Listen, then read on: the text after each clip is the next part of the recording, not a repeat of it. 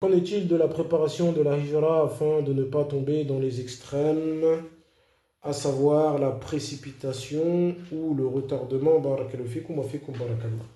En vérité, cette question revient à un point qui est très important. Et ce point est que malheureusement, beaucoup de ceux qui résident en terre de mécréance ne se sentent pas vraiment en danger. Car en vérité, si le musulman résidant en terre de mécréance se sentirait vraiment en danger et méditerait vraiment sur la menace qui pèse sur lui, alors il s'empresserait de faire la hijra. Il ne demanderait pas, par exemple, est-ce que je dois faire la hijra avec tant d'argent? Est-ce que je dois construire une maison? Est-ce que? Car celui qui est vraiment en danger, qu'est-ce qu'il fait? Il s'empresse de fuir. Prenez l'exemple d'un homme qui est dans une maison en feu. Qu'est-ce qu'il va faire? Il y a deux cas de figure. Soit il va fuir, ou soit il va prendre vraiment le plus important. Il va peut-être prendre son passeport. Il va peut-être prendre ses papiers ainsi que les papiers de ses enfants. Et qu'est-ce qu'il va faire? Il va fuir. Pourquoi? Car il est en danger. Car il est en danger.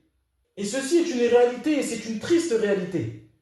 C'est qu'à force de résider en terre de mécréance, on ne se sent plus vraiment en danger. C'est vrai, il y a des cours, il y a des paroles de savants qui parlent de la hijra, etc. Mais parfois, on ne se sent pas en danger.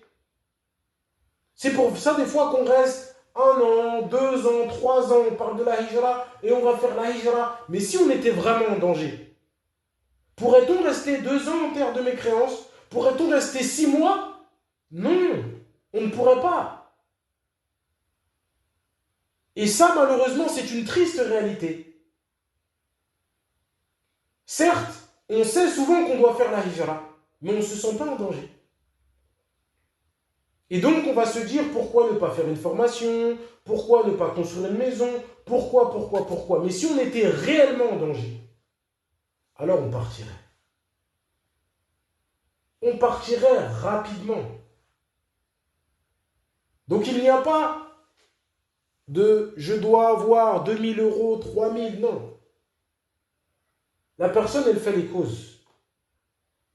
Celui, alhamdoulilah, qui par exemple veut faire la hijra, vend par exemple ses meubles, il vend ses meubles, il vend sa voiture, il vend ses biens en terre de mécréance.